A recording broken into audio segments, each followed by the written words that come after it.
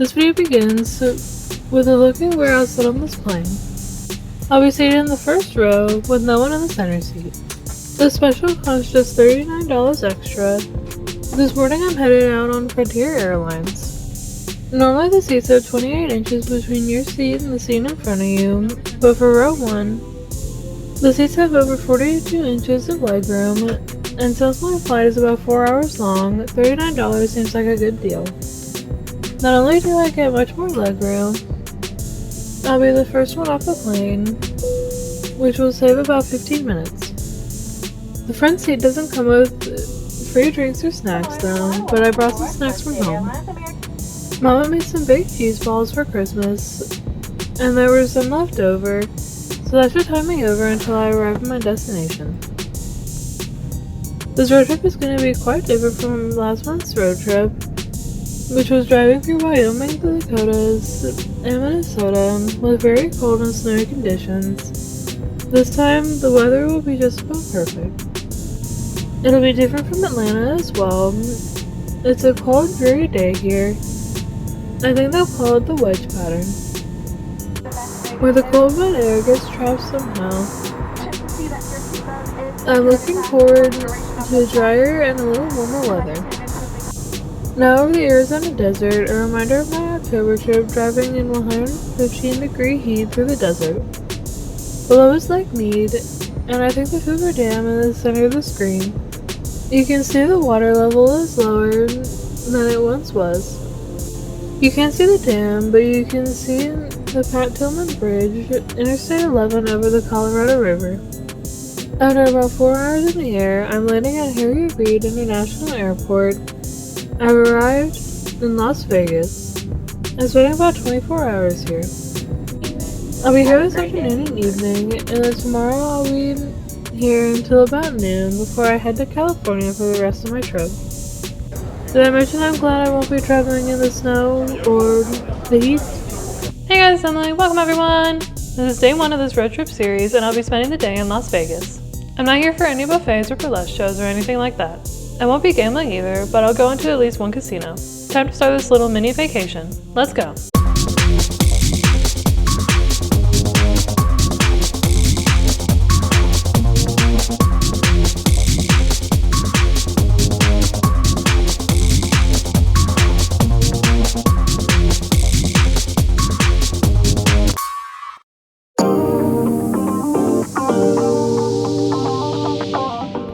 It took a while when I finally got my rental car.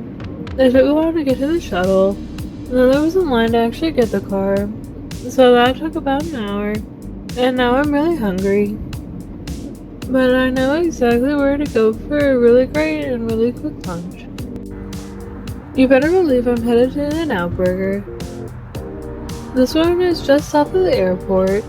I thought this would be less busy than the one on Tropicana, but this one is pretty crowded. I'm embarrassed to admit this, but this is the first day of a 5-day road trip, and this is the first of 4, yes, 4 times I'll eat at In-N-Out.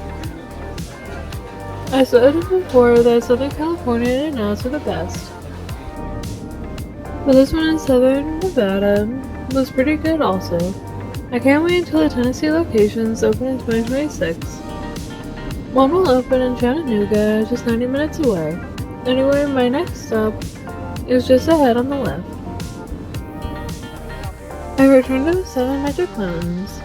For those who are familiar with my videos, a few years ago I actually traveled from San Diego to the 7 Magic Mountains and back in one day. I bet Swiss sculptor Ugo Rondinone would be proud. But for those that have never heard of the 7 Magic Mountains, there are 7 stacks of large, colorful stones. Rondinone spent 5 years creating this amazing artwork, finally completing it in 2016. This marker says, "This is for the people, please respect the artwork, and please do not vandalize." Unfortunately, when I was here last, lots of people signed the boulders. In fact, it looked really awful. The lower boulders were completely covered with people's names and short messages. They're really distracted from the artwork that Ugo Rodinone was trying to convey. However, since then the stones have been repainted, and they are back to their full colors, quite a contrast from the desert. All the stones are painted with 2 layers of day glow, which makes them even more brilliant in the sun. The 7 Magic Mountains are seen by 325,000 people each year. Apparently all of them decided to come by today. There was enough space to park, but I think a lot of these people came by bus. There has to be 200 or 300 people here right now. There are 33 stones in total, arranged in 7 stacks. Each of the stacks are between 30 and 35 feet tall. There's a thick metal rod through the center of the stones. However, they aren't sturdy enough to handle people climbing on them, and there are signs saying you can't climb on the stones. In fact, that rule has been codified into state law. I finally got the shrine with all 7 of the stacks in one frame, but I wish there weren't so many people here. Then again, this was filmed in between Christmas and New Year's. The artwork cost $3.5 million, but a wild 20% of that money was spent on getting permissions to build this. In fact, it took 3 years to get permission from the Bureau of Land Management. The 7 Magic Mountains was planned to be here until 2018, but the closing date has been extended multiple times. Now this artwork will be at this location until the middle of 2027. However, the growth in Las Vegas metro area is getting close, and this isn't really in the middle of nowhere anymore. There are plans in the works to move the 7 Magic Mountains to Reno. That's quite a ways away from Las Vegas, but people visiting Las Vegas can still enjoy the 7 Magic Mountains for a couple more years. Some more trivia: over 2 million posts on Instagram are the 7 Magic Mountains. That makes it one of the most posted points of interest in the state of Nevada. That's pretty impressive, since the Strip, the Hoover Dam, and the Valley of Fire State Park are all not far away. And spoiler alert, I will visit the Strip later this afternoon and the Valley of Fire State Park tomorrow. The 7 Magic Mountains is free to visit, but they do accept donations. There's a QR code on the markers I saw earlier. Alright, I think it's time for me to get out of here. I think even more people have showed up. By the way, Miami, Florida has a similar exhibit by the same sculptor. It's called Miami Mountain and it features just 1 stack of stones. I'll have to see that someday. Now heading back north on Interstate 15, there's quite a bit of traffic today, probably because of the holidays. I'm heading for the southern end of the Strip. I'm right back where I started, at the airport. And by some miracle I found a space in this parking area in the median of the Las Vegas Boulevard. At the southern end of the Strip is the iconic Welcome to Fabulous Las Vegas sign. Look at this long line to get a picture. But the thing is, you don't have to stand in that line to have someone take your photo straight in. The fun pics are just as fun in this direction, and there's no waiting. The sign was created in May 1959. It was designed by Betty Willis, who sold it to Clark County, where Las Vegas is located. It stands 25 feet tall and looks a lot better lit up at night, like most everything in Las Vegas. This classic sign just screams old-timey Las Vegas, doesn't it? When the Rat Pack performed here, Frank Sinatra, Dean Martin, Sammy Davis Jr., Joey Bishop, and Peter Lawford. I'll get many viewing angles of this sign long before those people sitting in line will get one picture. Here's the back of the sign. For people heading south, it says, "Drive carefully and come back soon." Again, with the fonts that are reminiscent of the 50s and 60s, when Las Vegas was much smaller. There's a ton of people here also. And I saw at least 3 just married couples still in the wedding clothes getting their front pics by the sign. It appears I have an admirer on the bottom left of the screen, or maybe this kid is just bored, who knows.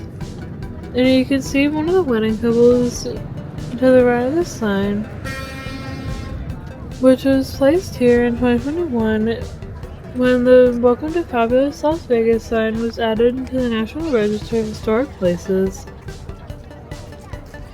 Some other interesting facts. Some people rub or even kiss the sign for good luck before visiting the casinos.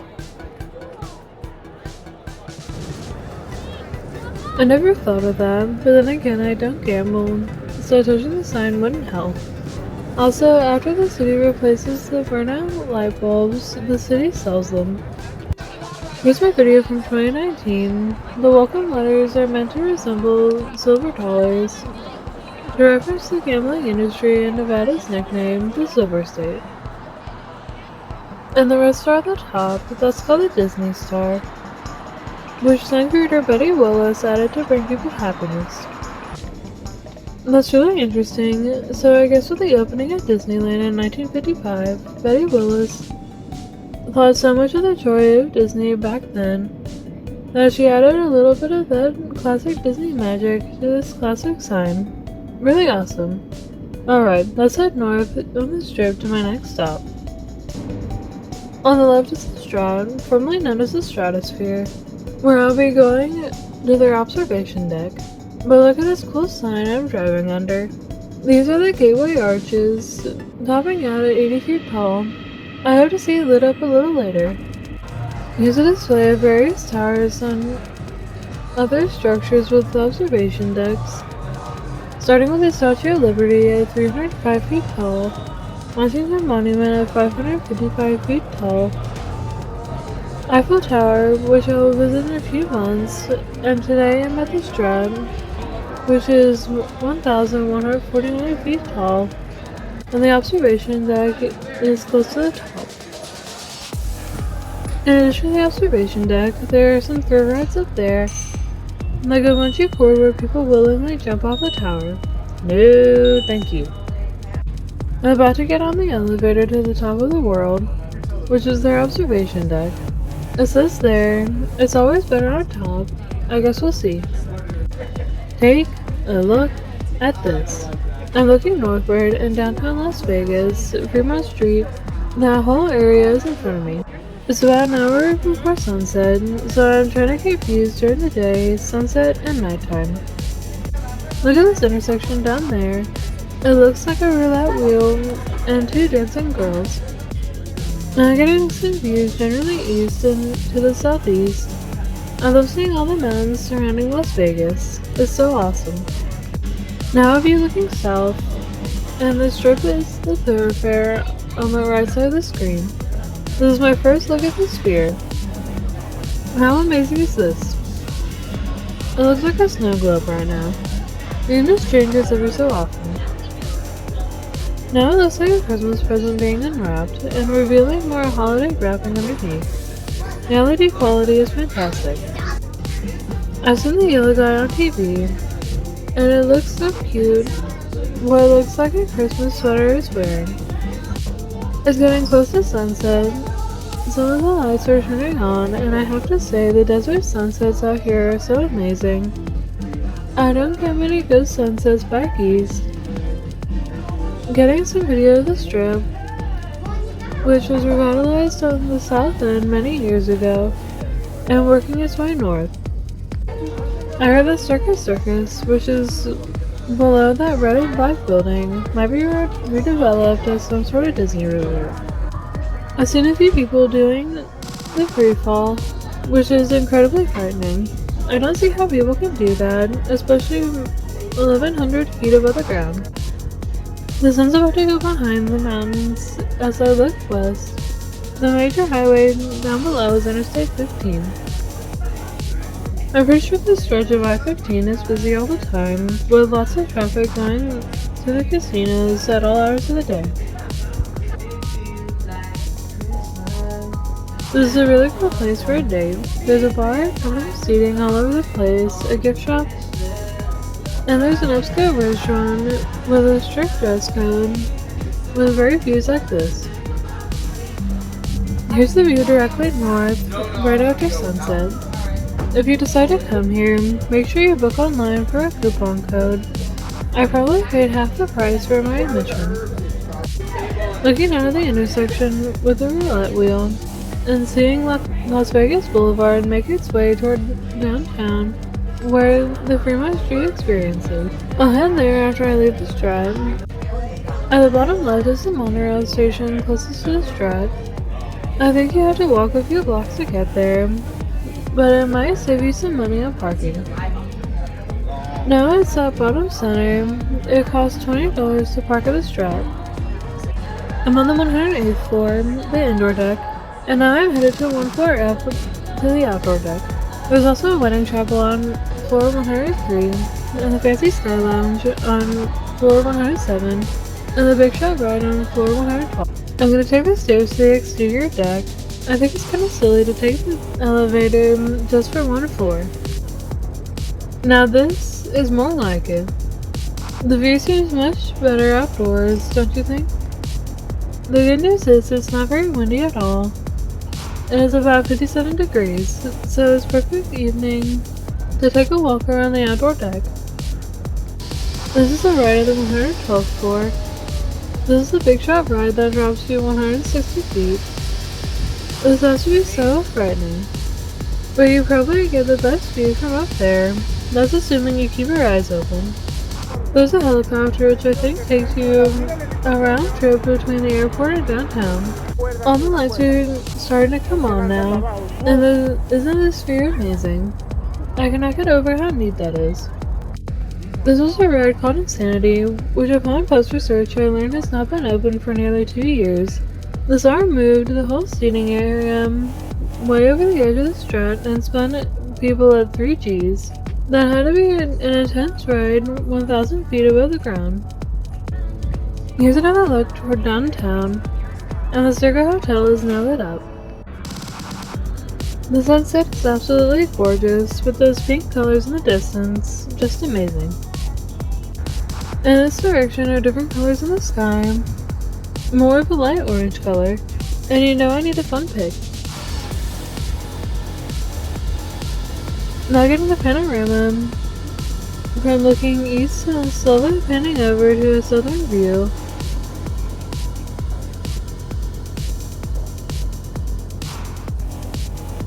Really great, so much better outside. What's great is there's not a lot of people out here. Kind of surprising since I saw lots of crowds earlier. This is about a half an hour later with the default camera settings, and I don't like it. You saw the sphere was just a big white ball, and it's actually darker outside. The rest of the strips and skyline looks really nice though, with the last of the sunset colors by the mountains. The view of downtown once again, and then I'll gradually pan over to the east. It's almost completely dark, so what I'll do is wait another 10 minutes or so and make changes to my camera settings. There's a helicopter again, but that's a great ride along the strip. I mainly set the ISO to 200, and this is much closer to what it looks like outside right now, so I'm hoping the video comes out okay. Sometimes the camera just brings in too much light. It's good when I get to a place and it's way past sunset, and the camera pulls in extra light, but for this video, which I want dark. You saw the camera overcorrected and the sphere was just a white ball, so I'm hoping setting the ISO to 200 works out. This is a view looking north at downtown, and the Circa Hotel is lit up with blue color. Circa is fairly new, it opened in late 2020. Not a bad timing to open in 2020 though. I can't get enough of these amazing views of the strip. I love the sphere, and the video quality is outstanding. Sometimes they show ads, which is kinda lame. It's like having a digital billboard in the middle of Vegas, but seeing the little yellow guy character and the colorful animations is just so amazing. Alright, so I'm gonna head back to the ground level. The sphere is only about a mile away, and maybe I can find some street parking nearby and get some quick video. Alright, so that was a big fat fail. I tried to stop very quickly at two office parks and walk quickly to the sphere to get some closer pictures, but security said to get the hell out of here, or something more colorful than that. Oh well, gives me an excuse to come back, and here the shows are fantastic inside. So now I'm heading to Fremont Street, passing under the arches one more time, but they are beautifully lit up. I will say downtown Las Vegas, not the greatest area.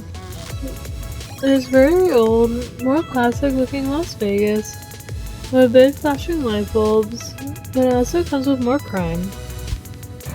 But I did want to quickly see the Plaza Hotel and Casino, and it should look familiar. Especially if you're a fan of Back to the Future Part 2. It's not a filming location, but it's the inspiration for Risk's Pleasure Paradise Casino and Hotel in that movie. In the film, it was an alternate 1985, and Marty made his way to Biff's hotel, and was horrified at how history unfolded. Because Biff gave his younger self that sports almanac, and he got rich betting on all the winners. By the way, the smell of urine is really strong out here. And there's a bunch of weird people looking at some dancers on the stage behind me. Here's a side-by-side view of the Plaza Hotel and Casino on the left, with Biff's on the right. Looks almost identical, doesn't it? This is the Fremont Street Experience. This LED canopy is the largest screen in the world. It's about a quarter mile long, 1,375 feet long, spanning 4 city blocks, with nearly 50 million LED lights. I have to say, this display is impressive in person. Just hold your nose because it smells in here. The canopy was dedicated on December 14, 1995, and upgraded many times since then. There's a zipline that runs just below the LED canopy. That's really cool if you like ziplining. Many of Las Vegas' first casinos are here, like the Golden Nugget, which opened in 1946, the Pioneer Club, which opened in 1942, the oldest hotel on Fremont Street, and actually all of Las Vegas, is the Golden Gate. It started as just a hotel in 1906. Fremont Street has a different vibe than the Strip, very old school Las Vegas, but there is also newer casinos like this one, Circa. Definitely a little different in downtown Las Vegas. I likely won't be in a hurry to come back here. I guess one and done for me. So what do you think? Do you like the Fremont Street area? Please leave me a comment. And that's it for my afternoon and evening in Las Vegas. I have a very busy day planned for tomorrow, but you see that next time. Thanks for watching. Bye!